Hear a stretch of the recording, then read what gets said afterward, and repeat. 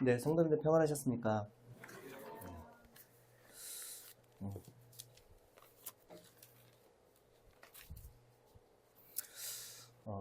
날씨가 참 좋습니다. 이제 꽃을 바라는 그런 시간들이 돼서 참 어떤 생명들이 다시 시작되는 그런 느낌을 꽃을 보면서 느끼게 되잖아요. 그것과 동일하게 또 우리 교회에서도 그런 침례식을 통해서 새로운 생명, 가족들이 이렇게 태어나는 것을 생각할 때 감사가 됩니다. 옛날 중국에 리우팡이라는 남자가 있었습니다. 그는 귀족은 아니었고요. 지금으로 치면 동네 파출소 소장 정도 되는 정장이라는 하급 관리였습니다. 근데 그가 성격도 소탈하고 리더십도 조금 있고 놀기도 좋아하고 해서 그 주변에 사람들이 참 몰렸어요. 소위 이제 한가닥 하는 친구들이 많았습니다. 그의 낙은 주변 사람들과 어울려서 놀러 다니고 술 마시고 이런 게 인생의 낙이었던 사람이었습니다. 그런데 그가 이제 40을 바라보던 그 시기에 갑자기 세상이 혼란스러워지더니 전쟁이 터졌습니다. 나라가 막 무너지고. 근데 그런 시기가 되니까 사람들이 이제 리더십이 있거나 힘이 있는 사람들에게 막 몰리는 겁니다. 그래서 이 사내에게 이 리우팡이라는 사람들에게 사람들이 이렇게 막 모이기 시작합니다. 결국 십수년의 전쟁 끝에 이 리우팡이라는 사람은 중국을 통일하고 황제의 자리에 오르게 됩니다. 장기 아시죠? 장기에 보시면 빨간색 장기가 있고 초록색 장기가 있습니다. 그래서 둘이 싸우는 형국인데요. 이 빨강색이 이때 전쟁을 이끌었던 리우팡이라는 사람을 본떠서 만들었습니다. 그래서 이제 황제가 된 리우팡은 기분이 너무 좋았습니다. 그래서 이제 자신과 함께 생사고락을 함께 했던 장군들하고 매일같이 큰 잔치를 벌였습니다. 근데 하지만 문제가 생겼습니다. 황제고 장군이건 간에 전쟁터에서 같이 막 이렇게 동고동락했던 사이잖아요. 그래서 그 전까지 막 형님 아우 막 이렇게 부르던 사이였습니다.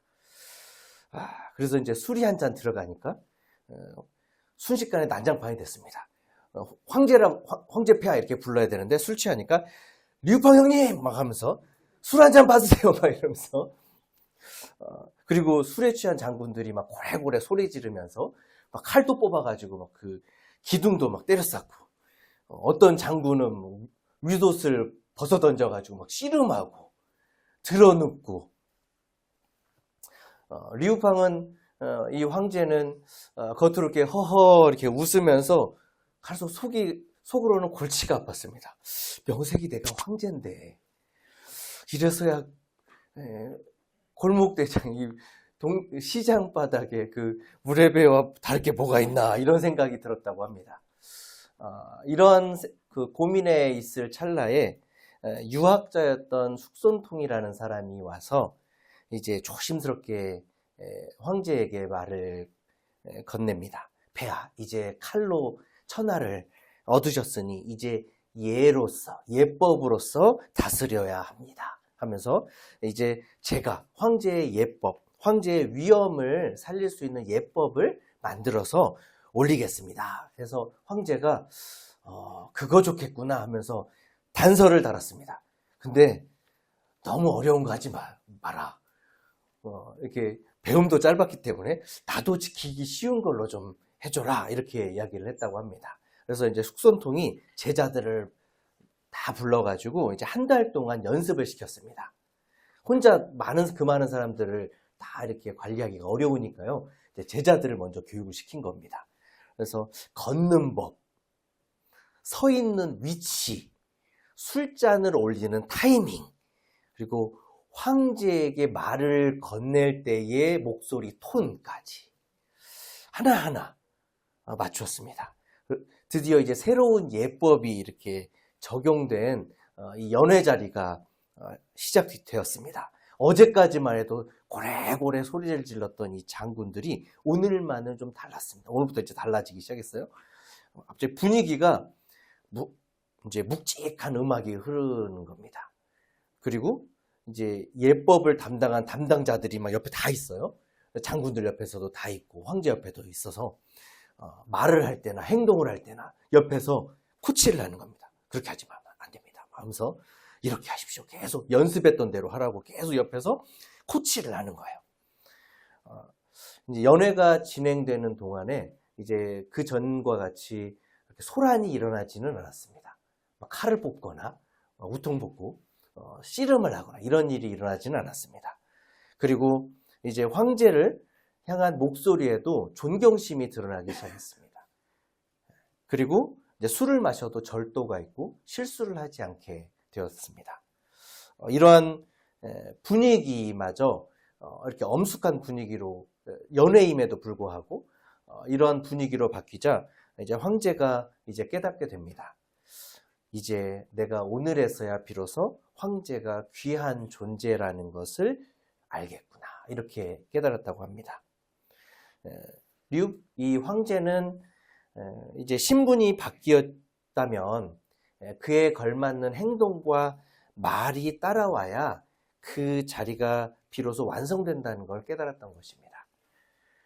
만약 황제가 계속 되었어도 예전과 같이 그런 했던 말들, 행동들을 했다면 그냥 역사 속에서도 영원히 시장의 무레베와 같은 그런 사람으로 남을 뿐이지만 스스로 절제하고 예우를 갖추는 순간 세상은 그를 진짜 황제로 대접하게 되는 것입니다. 우리의 삶도 비슷하지 않을까요? 우리가 서 있는 위치가 달라졌다면 그 신분에 맞는 말과 행동을 해야 됩니다.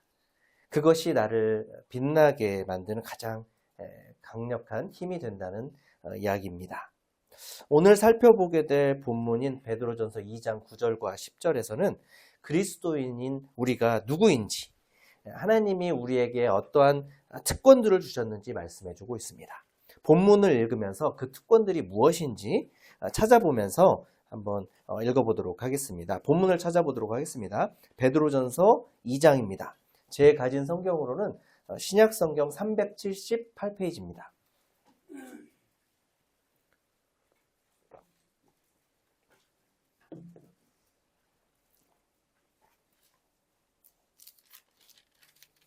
어, 2장 9절에서 10절까지 찾도록 하겠습니다.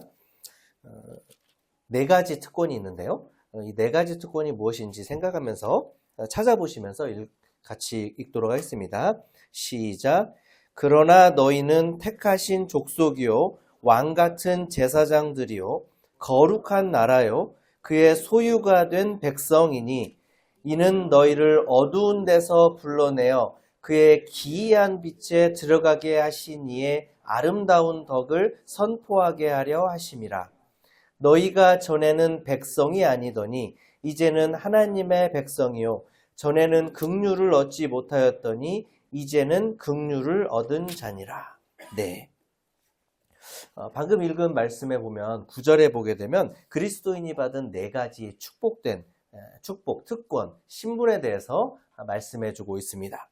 무엇이 있었나요? 첫 번째로 택하신 족속. 두 번째로 왕같은 제사장. 세 번째로는요, 거룩한 나라. 네 번째로는 그의 소유된 백성. 네. 오늘은 이 네 가지 축복된 신분을 살펴보면서 하나님의 은혜를 기억하면서 우리가 어떻게 살아야 하는지에 대해서 교훈받기를 원합니다. 첫 번째 특권은 하나님의 택하신 족속이 되었다는 것입니다. 여기서 족속이라는 단어는요, 헬라어로 게노스라는 단어입니다. 이 게노스라는 단어의 의미는 가문이나 혈통을 의미해요. 이제 과거 이제 현재도 그렇지만 이스라엘 백성들은 아브라함의 피를 이어받았다는 자부심으로 살고 있습니다. 하나님의 선택받은 그 아브라함의 자손. 근데 우리 그리스도인들은 아브라함의 육신의 혈통이 아니고 그의 믿음의 혈통을 이어받았죠. 예수 그리스도의 보혈로, 예수 그리스도께서 흘리신 그 피로 맺어진 새로운 영적인 가족이 된 것입니다. 요한복음 1장 12절에 보면 영접하는 자 곧 그 이름을 믿는 자들에게는 하나님의 자녀가 되었다고 말씀해 주고 있습니다. 우리가 주님을 믿고 구원받았을 때 하나님의 자녀가 되는 것입니다. 이것은 우리가 노력해서 된 것이 아닙니다. 사실 하나님의 선택하신 거예요. 하나님이 선택하신 것입니다. 우리가 고아들이 있습니다. 고아들이 고아원에 있다가 단체에 있다가 이제 입양을 가게 됩니다. 그래서 이 고아들이 좋은 집으로 입양을 가게 된 경우들이 많이 있습니다. 근데 그 아이가 어떤 사랑받을 만한 그런 행동을 해서 그렇게 입양을 가는 것일까요? 그렇진 않죠. 입양을 하면서 그 입양할 부모가 그 아이를 선택하고 그 아이를 사랑하기 위해서 선택해서 데려갔던 것입니다. 하나님이 우리를 가족으로 부르신 것도 이와 같습니다. 우리가 하나님 앞에 선택받을 만한 그런 아름다운 좋은 행동을 해서 우리를 선택한 것이 아닙니다. 하나님께서 우리를 선택하시고 사랑받을 존재로 세우셨던 거예요.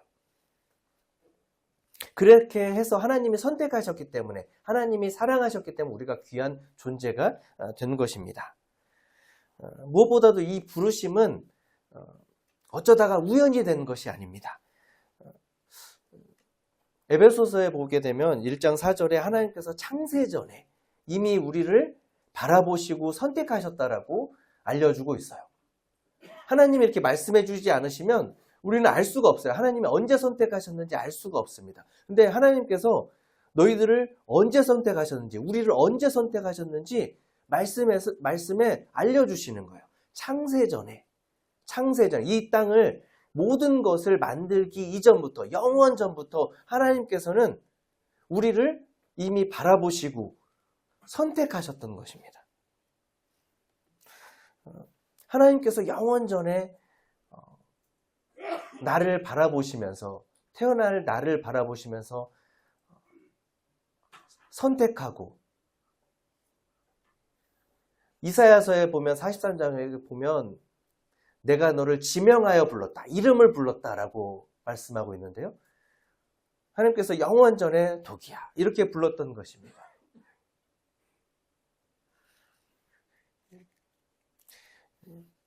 이 땅에서 높은 사람이 나를 알아주는 것만으로도 감격스러운데, 천지를 지으신 그 하나님께서 나같이 작은 자를 선택하시고 알아주시고 이름을 불러주시고 당신의 자녀를 삼아주셨다는 것이 얼마나 큰 은혜고 특권인지 모르겠습니다.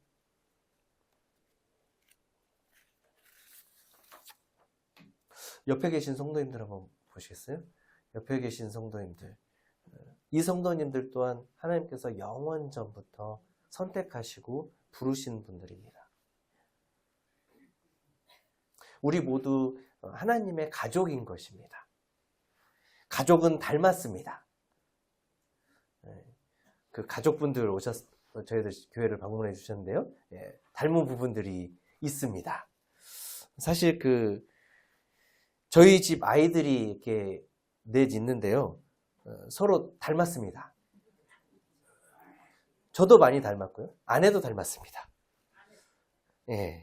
저만 닮지는 않았죠.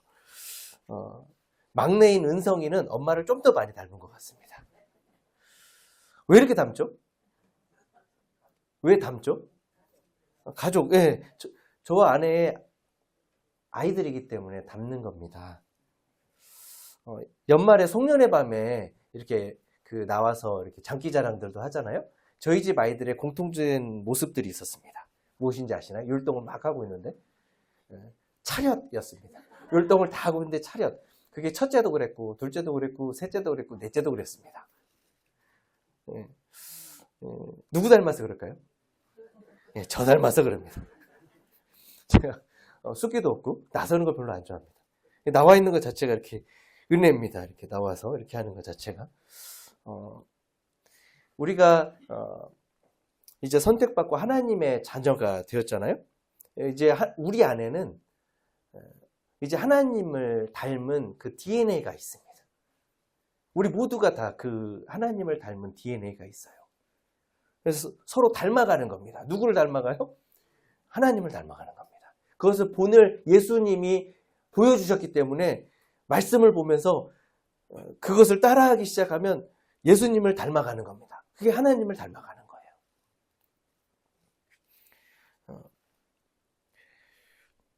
우리가 한 가족이 되었는데 우리 주민등록상에서는 이름만 올려도 이제 가족이 되는 것처럼 이렇게 보이는데 이렇게 주민등록상에 이름만 올리는 것이 아니고 하늘에 하나님의 가족이 된다는 것은 진짜 가족은 함께 밥을 먹고 이야기를 나누고 삶을 공유합니다. 얼마 전에 설 명절이 있었습니다. 설 명절에 떨어져 있던 가족들이 모여서 이렇게 가족들이 함께 밥을 먹고 시끌벅적하게 그런 분위기 속에서 이렇게 지냅니다. 서로 이야기도 나누고 덕담도 주고받고 그렇습니다. 그때 보니까요, 마트나 이런 데 가서 보면은 그 장에 갔었거든요. 대목장이라고 해서 사람이 엄청 많더라고요. 그래서 오후에 갔는데도 사람이 엄청 많은 거예요. 근데 이제 연로하신 분들이나 이렇게 주부들이나 보면은 음식들, 물건들 사는데 막 많이 사더라고요. 고기도 평소에는 이렇게 많이 안 사는데 막 풍성하게 막 사요. 왜 이렇게 많이 살까요? 가족들이 함께 먹으니까. 너무 그게 좋으니까. 그래서 우리가 식구라고 표현을 하지 않습니까? 식구, 먹을 식자, 입구자. 그래서 같이 먹는 사람들. 혼자 먹으면 맛이 있나요? 혼자 먹으면 맛이 없으니까 먹방 유튜브를 보죠. 그래서 그거 보면서 먹는 거죠. 먹방 유튜브를 보면서. 혼자 먹으면 맛이 없으니까요. 저도 진짜 혼자 먹는 거 정말 싫어하거든요. 그래서 예전에 보면은 혼자 먹는 상황이 있으면 아내한테 전화하고 막 그랬었던 것 같아요. 가족들이 함께 모여가지고 음식을 나누고 이럴 때 더 음식이 더 맛있고 분위기도 좋고 더 많이 먹는 것 같아요. 가족됨이라고 하죠. 그걸 참 우리가 그러한 시간들을 참 기다리고 기대합니다. 밖에서 바쁘게 보내는 사람들이 많이 있습니다. 근데 집에 와서 밥을 먹으면, 식구들과 같이 밥을 먹으면 그게 참 힐링이 돼요. 편안해집니다. 거기서 힘을 얻게 되는 겁니다. 밖에서 아무리 맛있는 음식을 먹어도 집밥이 그립습니다. 우리가 교회에 모여서 하나님의 말씀을 듣는 시간은 바로 가족이 한 밥상에 둘러 모아서 함께 밥을 먹는 그런 식사 시간과 같습니다. 우리가 교회에 이렇게 함께 모여서 하나님의 말씀을 통해서 함께 교제할 때 우리가 영적인 쉼과 힘을 얻게 되는 것입니다. 교회는 우리가 영적인 가족이라는 것을 확인받는 그런 장소인 거예요. 우리가 밖에 살다가 집에 가서 같이 밥 먹고 같이 모여있는 것을 통해서 우리가 한 가족이구나 하면서 정을 누리고 쉼을 누리고 힐링이 되듯이 우리가 밖에서 삶을 살아가면서 얼마나 힘들어요. 이런 것들을 하면서 살면서 때로는 나와 맞지 않은, 때로는 나의 가치관과 맞지 않은 그런 사람들과 만나면서 이야기하고 그러면서 받는 그런 스트레스들, 힘든 점들, 도저히 그들이 알지 못하는 그런 것들을 우리가 소유하고 있지 않습니까? 하나님의 가족으로서. 근데 다른 사람들은 모르니까 답답해하고 있다가 이곳에 모여가지고 하나님의 말씀을 들을 때 그 교제 속에서 우리는 힘을 얻고 자라나게 되는 것입니다. 마치 식물이, 꽃들이 한 뿌리에서 영양분을 받아서 쑥쑥 자라나는 것처럼요. 하나님께서 창세전부터 우리를 한 가족으로 부르신 이 놀라운 축복을 우리가 매주 교회에 모여서 풍성한 교제를 통해서 우리가 온전히 누리게 되는 것입니다. 두 번째 특권은요, 왕 같은 제사장입니다. 그냥 제사장이 아닙니다. 무슨 제사장이요? 예, 왕 같은 제사장입니다. 왕이면서 제사장입니다. 구약 시대의 제사장들과는 차원이 다릅니다. 오직 예수 그리스도께서 왕이시면서 제사장인 분이십니다. 오직 그분만이 그 호칭을 받으실 수 있는 분이에요. 이런 예수님을 구약에서 잘 이렇게 모형으로 보여준 인물이 멜기세덱입니다. 이제 창세기에 보면 아브라함 앞에 나와서 아브라함을 축복했던 살렘 왕이며 제사장이었던 멜기세덱이 나오는데요. 이게 예수 그리스도의 모습을 잘 드러내주는 모형과 같은 인물이에요. 우리 성도들도 이런 멜기세덱과 같이, 예수님과 같이, 이게 얼마나 놀라운 특권인지 모르겠습니다. 예수님과 같이 왕이며 제사장의 직분을 동시에 부여받은 존재들입니다. 그래서 우리가 하나님께 담대히 나아가서 기도와 예배를 드릴 수 있고 주 예수 그리스도의 덕을 널리 전파하는 자가 될 수가 있는 것입니다. 이 왕 같은 제사장의 특권이 가장 아름답게 드러나는 시간이 바로 우리가 매주 드리는 예배 시간입니다. 지금 이 예배 시간인 거죠. 좀 전까지 우리가 매주 성찬 예배를 드립니다. 우리를 위에 십자가에 달리셨던 예수 그리스도의 몸과 그가 흘리셨던 피를 드러내는 그 포도주를 놓고 온 성도가 모여서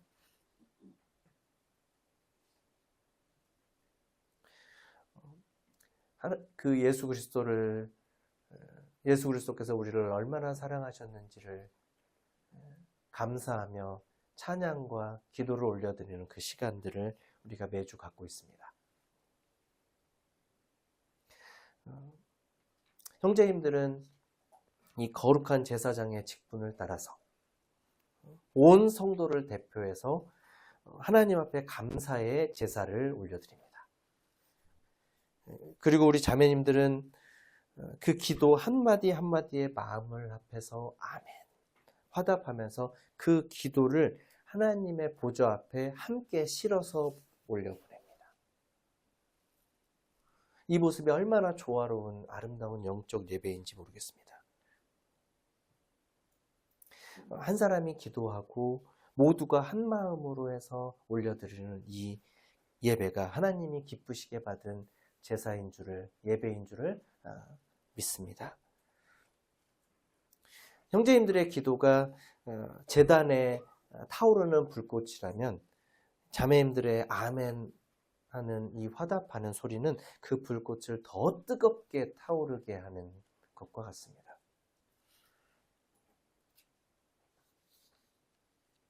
형제님들의 기도가 불꽃이에요. 근데 그것을 더 크게 올려드려야 함이 마땅하잖아요.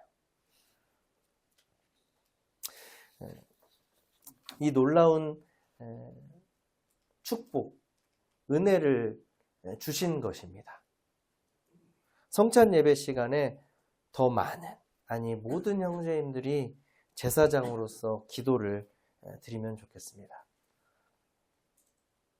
성찬 예배를 드린 후에 또 하나님께서 우리 교회에 하시고자 하는 말씀을 듣습니다.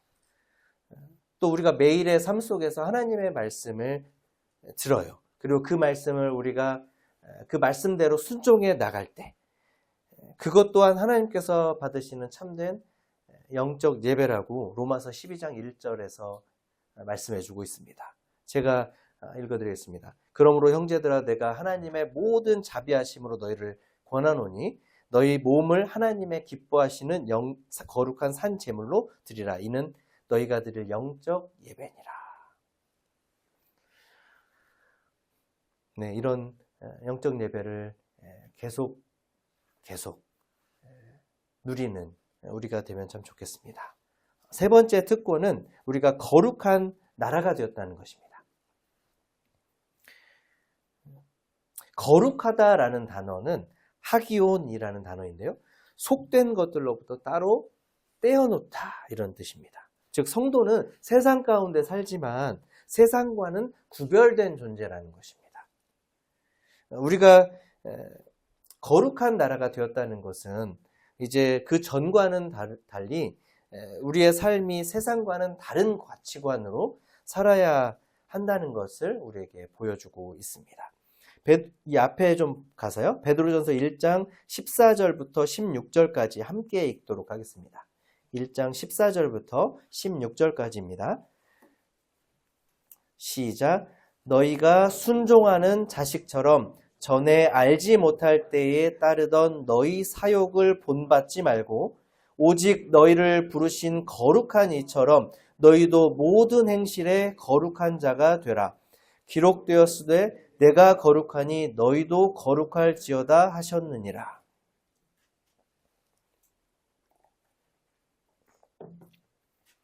방금 읽은 말씀에 우리에게 명령하십니다. 모든 행실에 거룩하라. 우리는 세상과 다른 구별된 존재들입니다. 오직 이 거룩함이라는 단어는요, 오직 하나님께만 허락된 단어입니다. 근데 그 거룩함이라는 단어를 우리 앞에 붙이셨던 거예요. 우리가 그런 상태가 아님에도 불구하고 우리의 신분을 거룩한 모습으로 세워주셨던 것입니다. 아까도 처음에 황제가 된 류팡이라는 인물에 대해서 말씀을 드렸잖아요. 그가 전쟁을 통해서 황제가 된 거지 황제의 모습, 그런 위엄을 가지고 있어서 황제가 된 것이 아닙니다. 그리고 황제의 모습을 보이지도 않았어요. 그것처럼 우리가 왕 같은 제사장, 그리고 거룩한 나라가 되었지만 우리의 모습은, 우리의 상태는 그렇지 않습니다.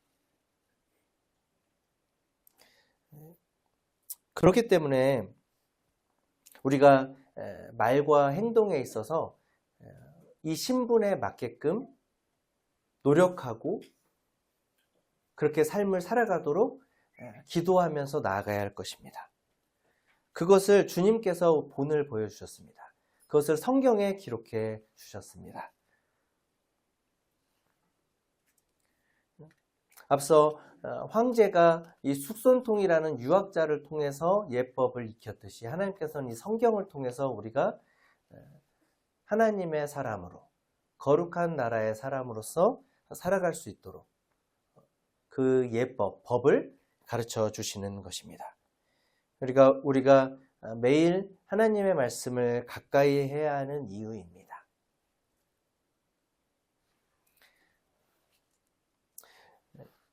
황제가 그 예법대로 계속해서 지키고 했을 때 황제다운 모습을 살아가고 황제의 위엄을 보였듯이 우리도 성경에서 가르치는 대로 살아갈 때 우리의 모습이, 우리의 신분에 합당한 모습을 드러나게 될 것입니다. 마지막 네 번째 특권은요, 그의 소유된 백성입니다. 소유라는 뜻이 있는데요, 소유하다, 가지다 이런 뜻인데요, 헬라어 단어는 페리포이에신이라는 단어입니다. 근데 이 단어는 단순히 가지고 있다라고 하는 데 쓰이는 게 아니고 어떤 대가를 지불해서 그것을 얻어서 끝까지 보존한다라는 어떤 강력한 의미를 가지고 있는 단어입니다. 그러니까 움켜쥐고 싶은, 내가 값을 치르고 귀한 값을 치르고 이것을 가지고 그냥 힘껏 간직하는 그런 모습을 담고 있는 단어예요.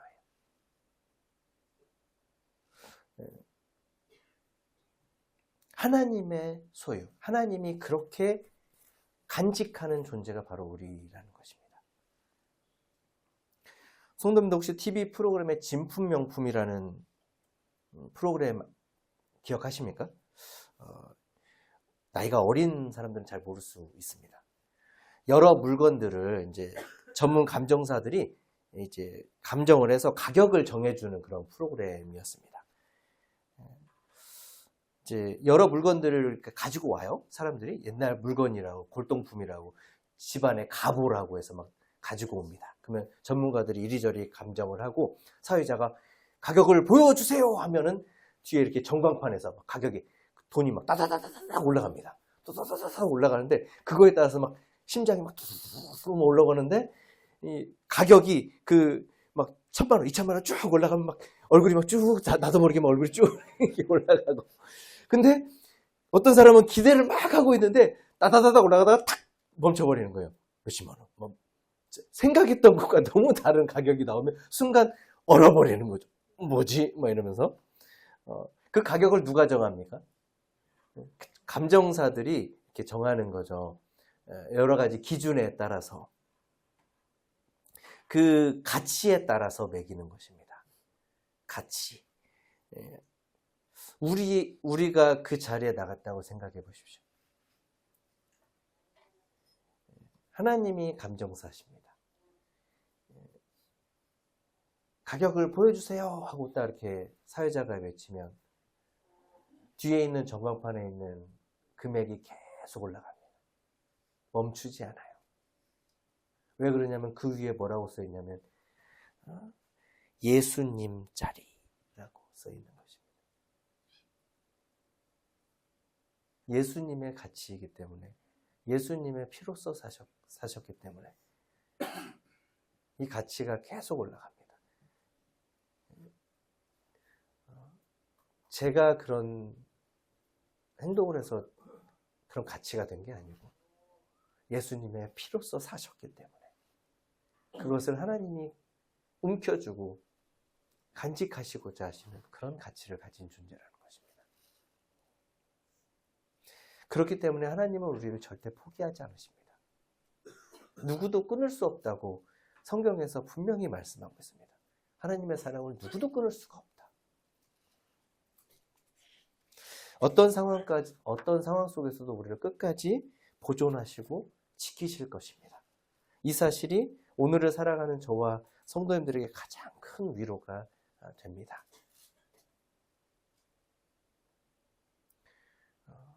그 귀한 가치를 가진 저, 그리고 옆에 있는 성도님들도 똑같이 그런 가치를 가진 분이십니다. 나만 보물이 아니죠. 친구가 정말 귀한 것들, 골동품이나 깨지면 막 그 가치가 없어지는 것들, 보석을 잠시 맡겼다고 생각해 보면 그걸 어떻게 다뤄야 될까요?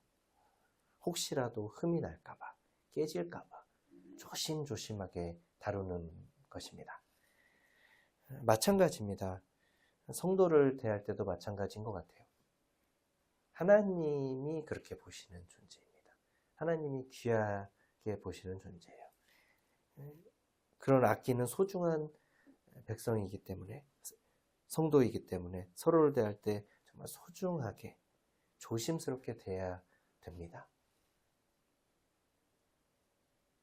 세상의 기준으로는 그 사람의 가진 돈이나 지위, 어떤 지식 이런 것들로 판단을 하지만 그래서 때로는 그 기준에 미치지 못해서 낮아 보일 수는 있지만 하나님의 눈에는 세상의 그 어떤 것보다 더 귀한 존재인 것입니다.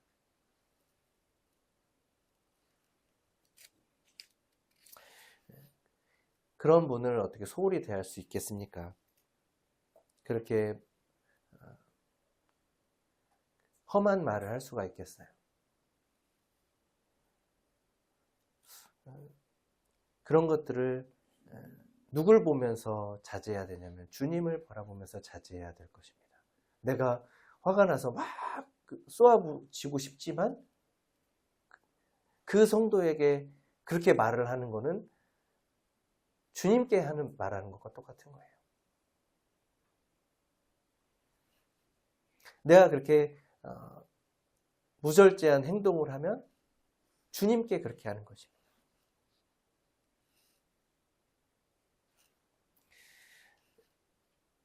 비난의 말보다는 격려의 말로 따뜻한 배려의 말과 행동을 보이는 것이 참 아름다운 것 같아요. 우리가 서로를 하나님의 귀한 그 소유로 대할 때 세상은 우리를 통해 하나님의 사랑이 얼마나 깊고 풍성한지를 또한 보게 될 것입니다. 우리가 우리를 사랑하지 않는데 우리가 이 교회 안에서 성도를 사랑하지 않는데 세상 사람들이 그 사랑을 우리를 통해 사랑을 느낄 수가 있을까요?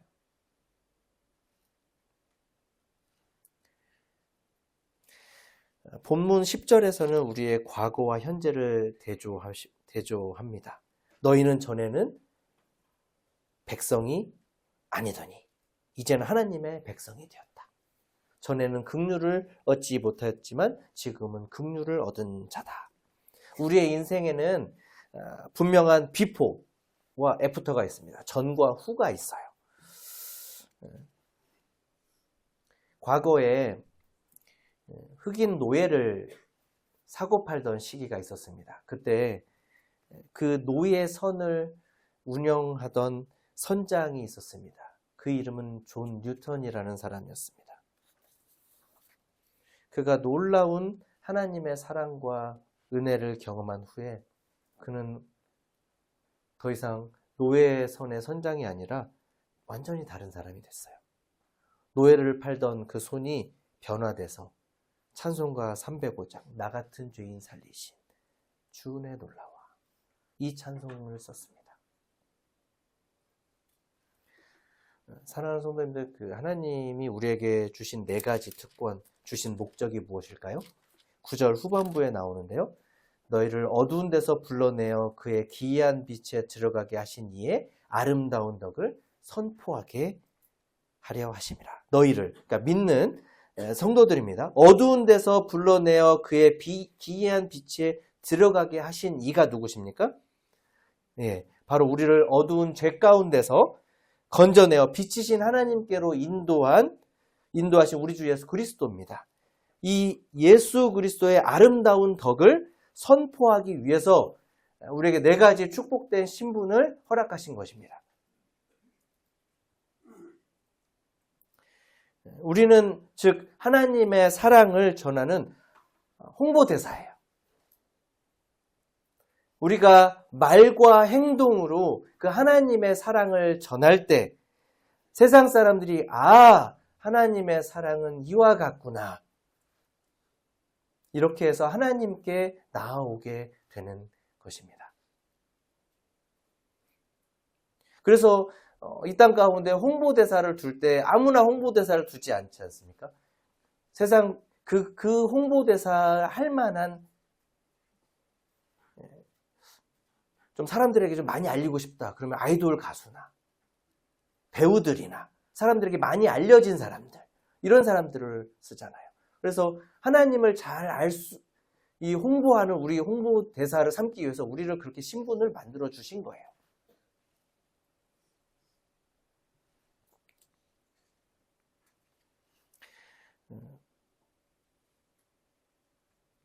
그래서 우리가 이 신분들을 하나님께서 주신 이 신분을 잘 기억하시면서 하나님께서 왜 이 신분을 주셨는지에 대해서 또한 생각하면서 하나님의 홍보대사로서 힘있게 살아가시기를 바랍니다. 성도들은 세상의 가치관과 세상의 거울을 통해 보면 실망하기가 쉽습니다. 물론 성도님들 가운데서도 세상적으로 봤을 때 훌륭하고 좋다고 평가를 받으신 분들도 있습니다. 하지만 그렇지 않은 분들도 있어요.